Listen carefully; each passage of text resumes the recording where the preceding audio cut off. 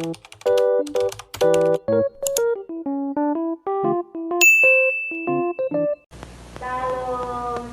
kemenangan. Senang sekali saya Dewi Abraham menyapa saudara. Hari ini posisi saya ada di Batam. Saya tidak sendiri, nanti adik rohani saya di akhir khotbah saya akan berikan kesaksian. Hari ini saya akan sharing firman Tuhan yang diambil dari Pengkhotbah 9 ayat yang ke-10. Demikian firman Tuhan. Segala sesuatu yang dijumpai tanganmu untuk dikerjakan, kerjakanlah itu sekuat tenaga, karena tak ada pekerjaan, pertimbangan, pengetahuan, dan hikmat dalam dunia orang mati kemana engkau pergi. Judul firman Tuhan hari ini adalah berjuang sampai menang. Pengkhotbah memberikan nasihat begini: apa yang dijumpai tanganmu, kerjakan itu dengan sekuat tenaga. Sekuat tenaga artinya adalah sungguh-sungguh. Sekuat tenaga adalah totalitas. Banyak orang mengalami kegagalan karena tidak bisa menangkap peluang yang ada. Sebagai anak Tuhan, sebagai orang percaya, bagaimana kita bisa menjadi pribadi yang berjuang sampai menang? Yang pertama, bisa menangkap peluang yang ada. Hidup ini kan sebuah kesempatan. Ada yang bisa melewatkan kesempatan, menggunakan kesempatan, dan ada yang bisa menangkap kesempatan. Kalau kita mau berhasil, kita harus bisa menangkap peluang yang ada. Jangan malas, jangan suka menunda. Salah satu kesalahan orang mengalami kegagalan karena dia menunda.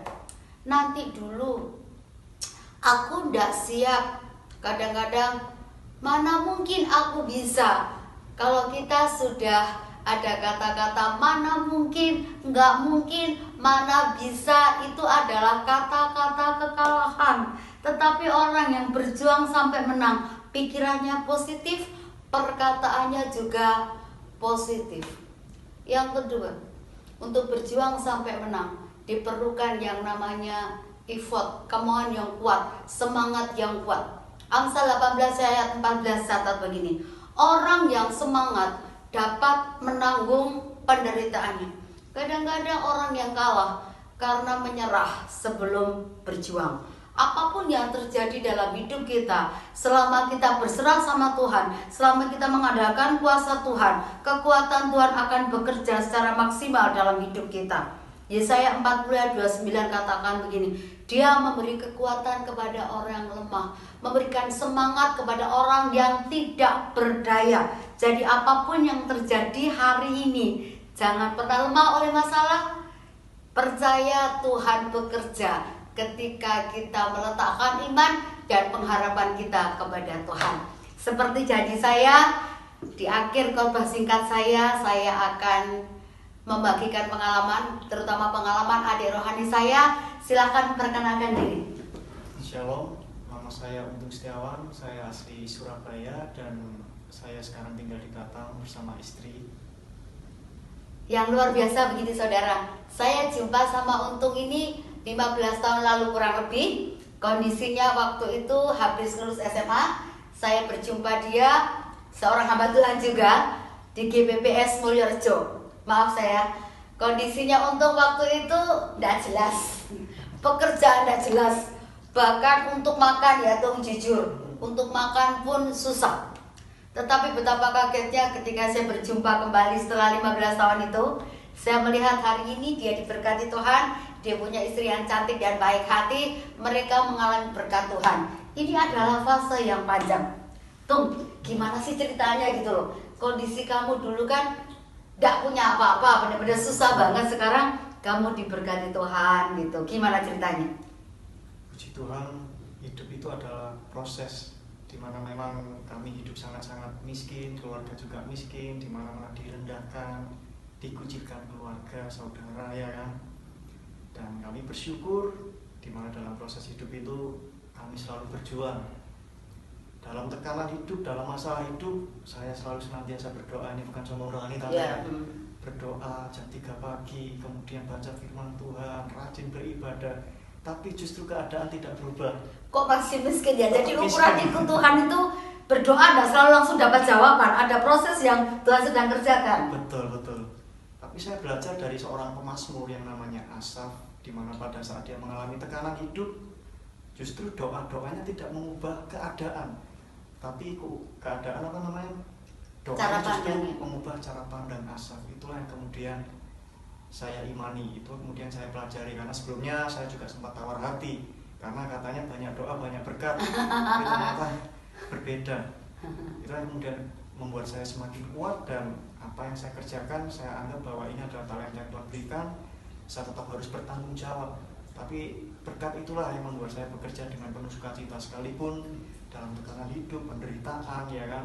Ketika saya jualan saya ditolak, diusir juga pernah, saya keluar kota, kos, mengalami kerugian, tapi karena cara pandang tentang Tuhan yang benar membuat saya tetap bekerja dengan sukacita, karena saya harus melakukan apa yang menjadi tanggung jawab saya. Biarlah hasil itu Tuhan yang menentukan. Amin. Jadi ikut Tuhan itu ada proses, ada penderitaan, ada kemuliaan. Kadang-kadang ketika kita dalam kondisi terpuruk, dalam kondisi sulit, kadang-kadang kan kita berjumpa dengan orang-orang yang ada yang mendukung kita, memberikan kontribusi yang baik, yang positif, kasih nasihat. Tapi kita juga berhadapan dengan orang-orang yang kadang-kadang menghakimi kita. Oh, kamu tuh nggak berhasil, banyak dosa. Kadang-kadang kamu harus introspeksi diri. Kadang-kadang kita bertemu orang-orang yang menghakimi kita. Bagaimana respon kamu dengan orang-orang yang seperti itu? Istilah sekarang kan netizen zaman now. Intinya siapapun kita, sekalipun kita orang yang populer, orang yang sukses, kita tidak akan bisa lepas dengan para penghujat. Tapi pada saat kita mengalami keterpurukan, kemudian kita dihina, direndahkan, semua orang pernah mengalaminya. Tapi justru itu bisa jadi berkat bagi kita, karena demikian kita bisa jadikan hinaan, cacian, makian, bisa kita jadikan sebagai motivasi yang menunjang kita untuk menjadi lebih maju.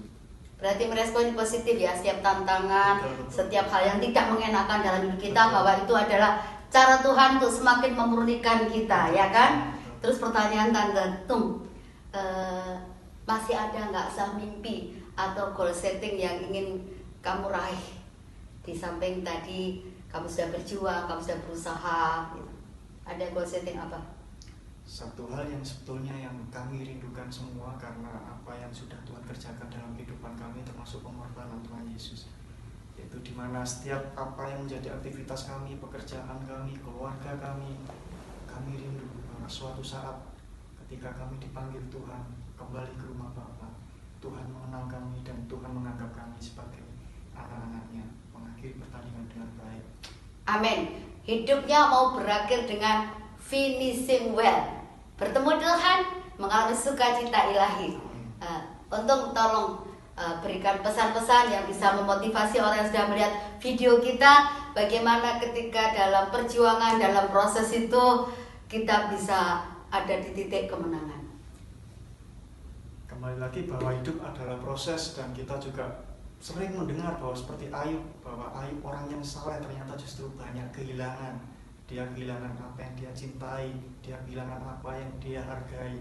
Tapi kita perlu ingat bahwa Tuhan adalah Tuhan yang berdaulat. Kita perlu menghormati apa yang menjadi kedaulatan Tuhan, dengan mengerjakan apa yang menjadi talenta kita, tanggung jawab kita. Sekiranya kita tetap terus berjuang sampai Tuhan menjawab. Jangan pernah menyerah. Amin. Kesaksian yang luar biasa. Kerinduan kami berdua, siapapun yang melihat video ini, diberkati dan bangkit jadi pemenang. Terima kasih waktunya. Tuhan Yesus memberkati. Salam.